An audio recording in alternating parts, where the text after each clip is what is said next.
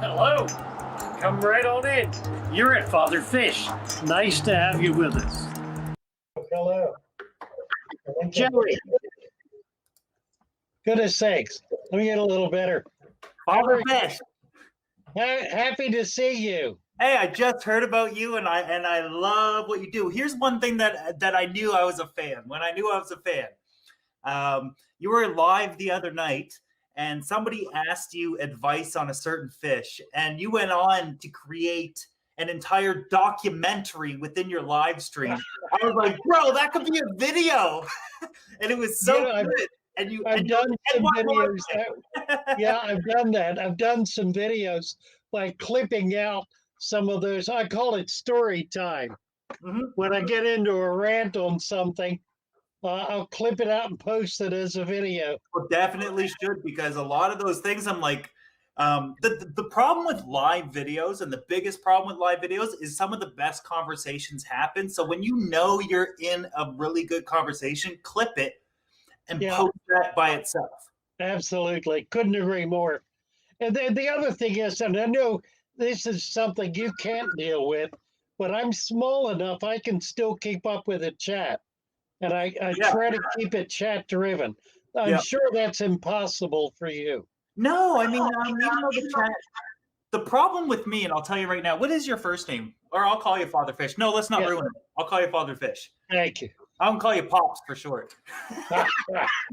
The problem with, the benefit of a stream going so fast is that I can be selective, and I'll see it. And I can be picky and choosy. When your chat goes slow, it's like, okay, I have to answer everybody, even though the questions might not be that fantastic. The downside to the chat going so fast is there's going to be trolls.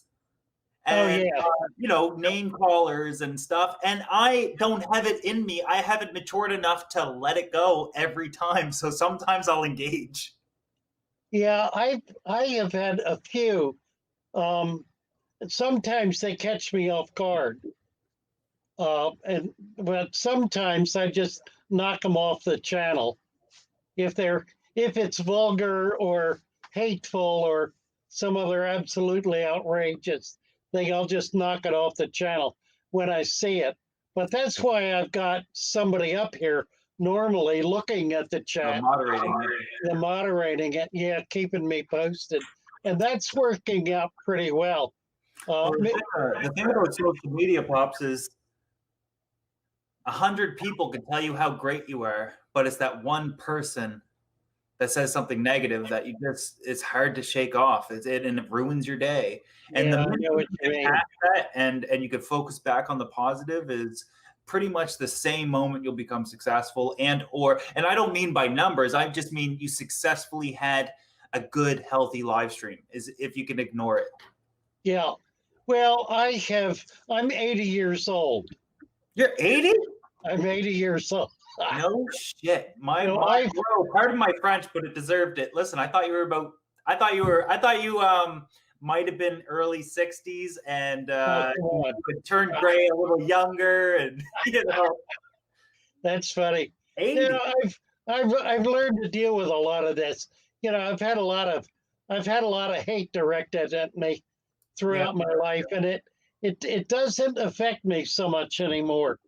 I've finally grown some thick skin. Yeah, well, you got it. Well, that's even more fascinating. 80 years old and he's on social media. Listen, when did you get into the hobby? Oh golly, as a child. As a young child. Yeah, I've got a story. My first video tells the story. Right. And it had to do with my father hating snakes. And I caught a snake and I put it in a little box, and he opened the box and the snake leapt up after him. I was not around when that happened. I heard about it later, and he came to me and he said, look, I'll make you a deal. I was like 8 years old. He said, if you never bring another snake in the house, I'll buy you a fish tank. And that was a deal for me. Talk about the equipment. Was the tank like a metal frame plate glass or whatever. Talk about how you guys ran it, like for equipment.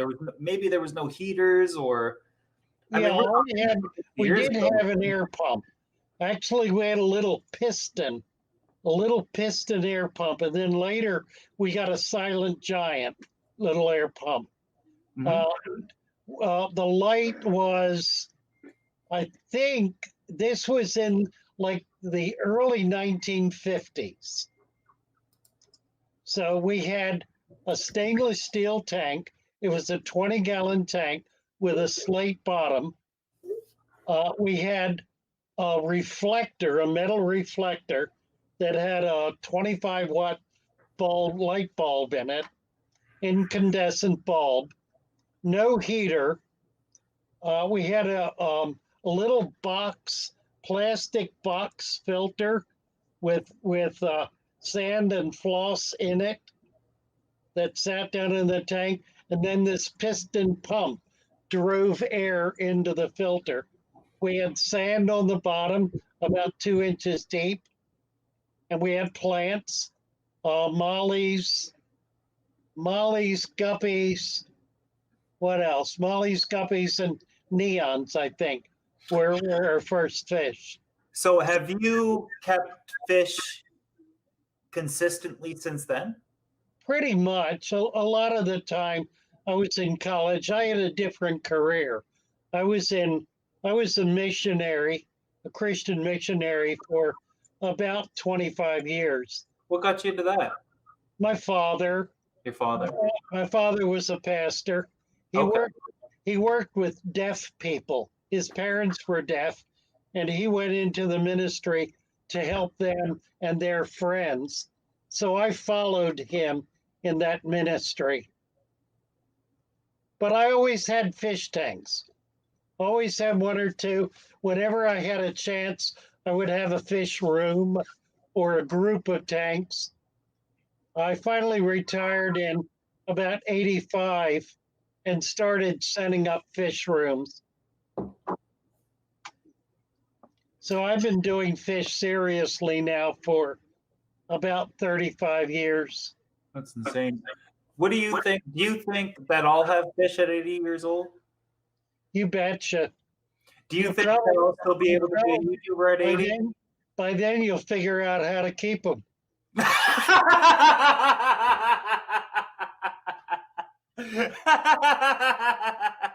True. Listen, I gotta tell you, I caught you a year ago when I first got on YouTube, and I have admired you from the beginning. In fact, I had a young woman working for me 3 years ago, 3 or 4. That was the best word. Can you snip that? That's a snippet. That's a snippet. That's literally the best roast of all time against me. Because people like try things. I'm like, it's not that funny. That was good. That was really good. All right. So anyway, I admire what you're doing. I especially admire that you have used your hobby as a way of building a life and a family and a home. I think that's extraordinary.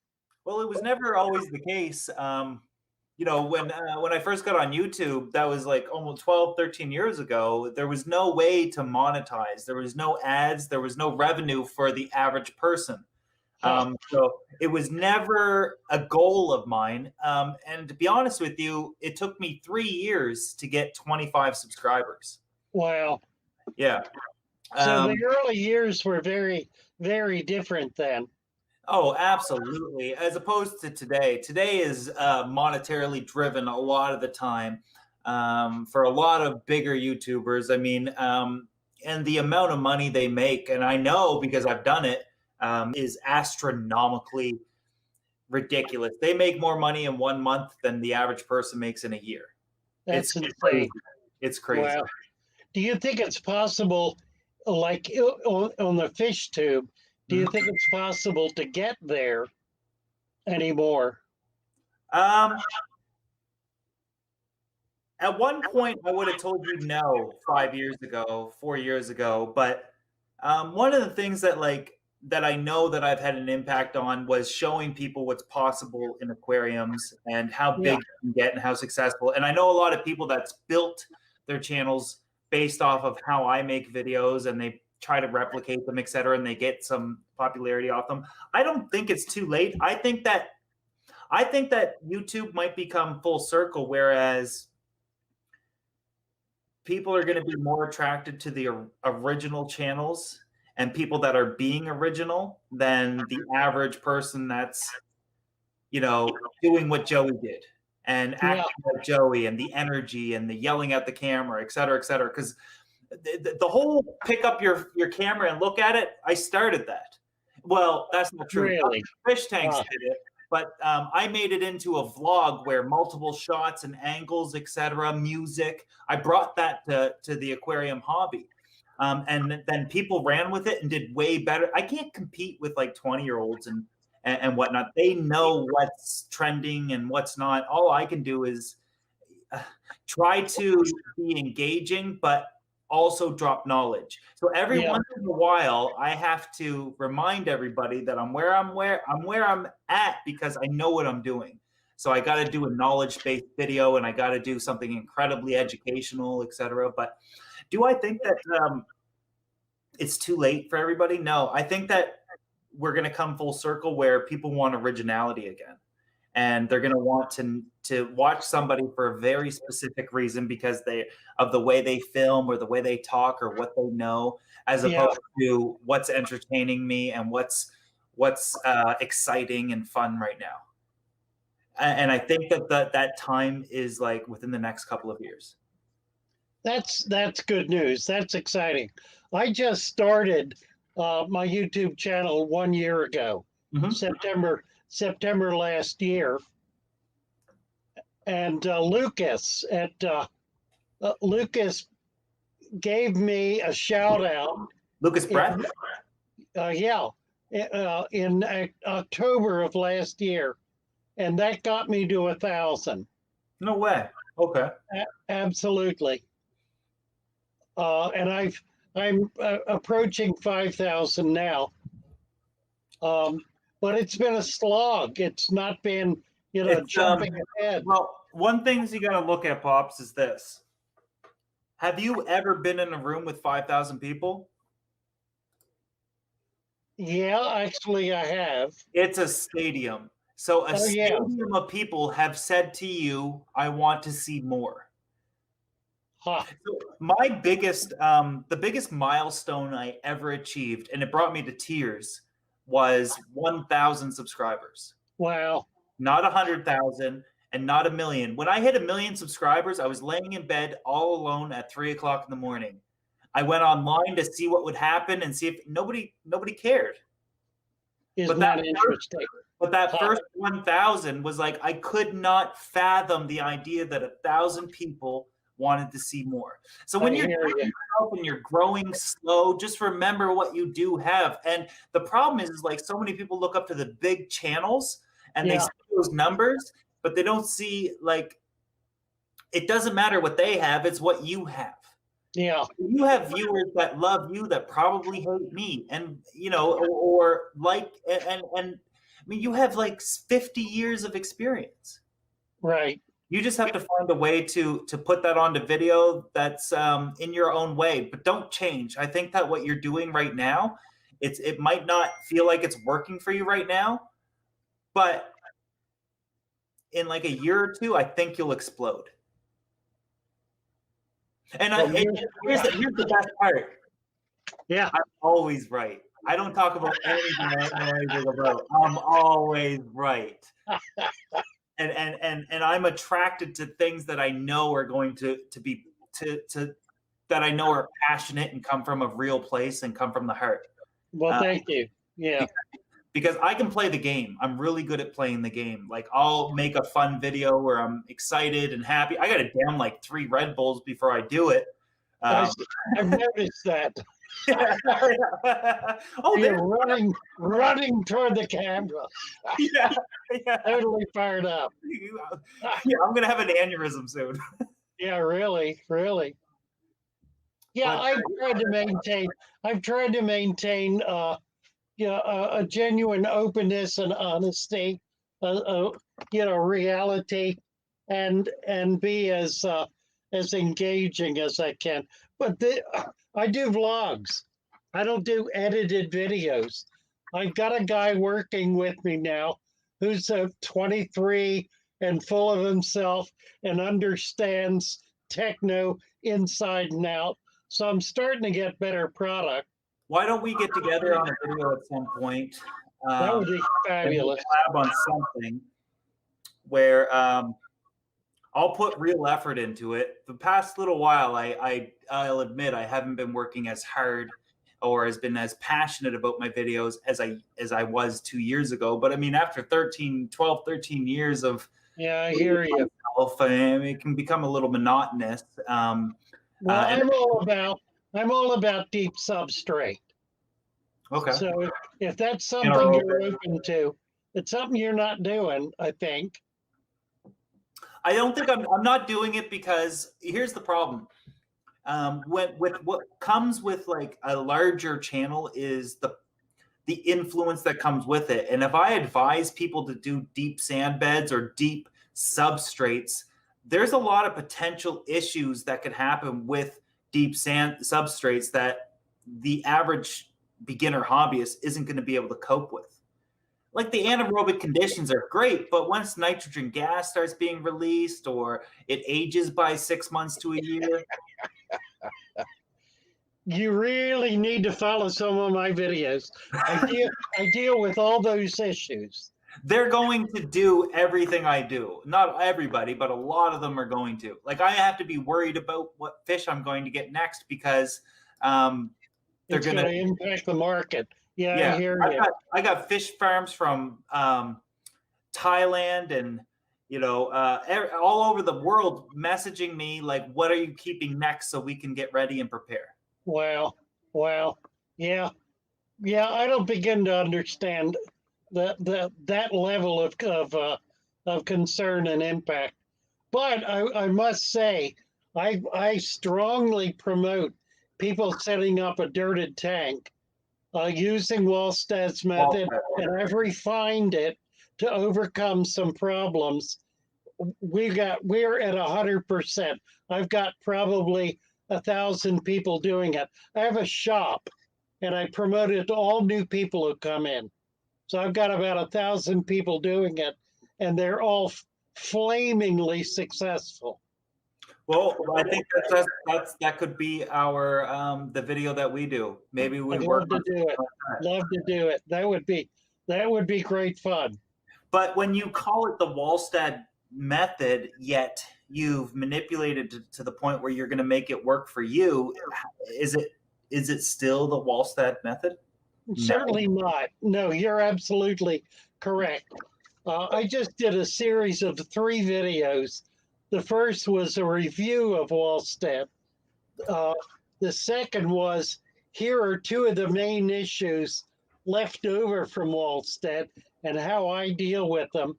And the third is the father fish method.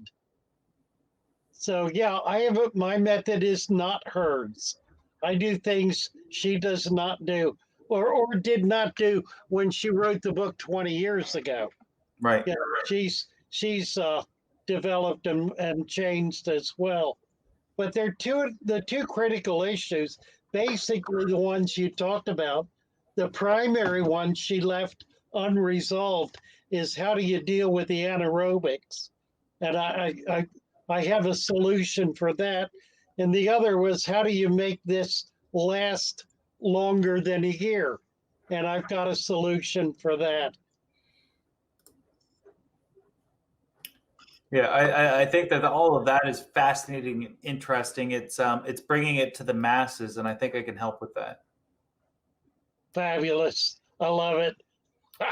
Joey, I'm fired up you came. And listen, we've got a really interesting home here. We got a lot of people on here who are real winners, who have overcome incredible problems and catastrophes in their lives and and really put their lives together. And you're a real inspiration, I know, to a lot of the guys who are with us and gals. Yeah, I've always said the hobby is filled with people with tattered past. The 80% of them, 10% of them are normal people, and the other 10% are cops. You'd be surprised with how many cops had fish tanks. Oh, I know it. We've got one. My favorite aquarium cop is usually here, and he's an undercover cop. He's got a very tough job. Is he in California? No, he's in New York City. Okay. Well, I was to New York, and the NYPD came out to one of my talks 2-3 years ago.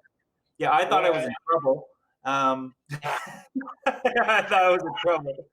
It was the first time I gave the video I did on my past, I did a talk on that a couple of times beforehand to kind of practice it.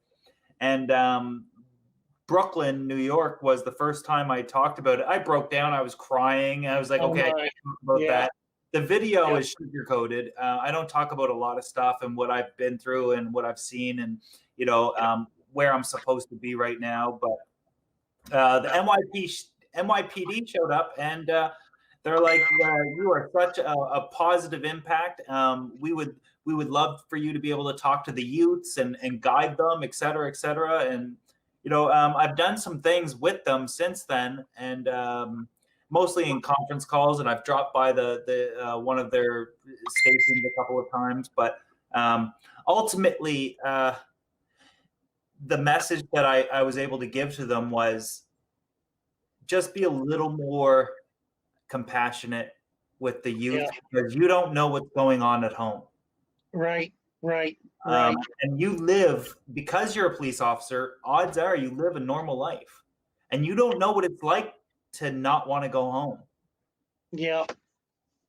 And every time I drop my daughter off at high school, I see the random kid or a couple of kids where I'm like, he's walking so slow, he doesn't want to go home, or she doesn't want to go home. And those are the ones I want to help and let them. Amen. I love it. Yeah. Get him a fish tank. Get him going. Get him a fish tank. Really. All right. Well, Fish I'll let you get back to your live stream. I'll watch you for a little bit longer, but I'll let you. I'll let you do your thing with everybody. Thank you so much for coming up, Joey. Hey, I appreciate it. Anytime you need me in here, let me know. In the near future, I'll contact you and we'll do a video together. Sounds fabulous. All right. Thank you. Take care. God bless.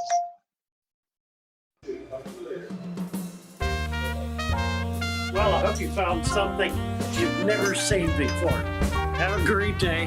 Nice sharing with us.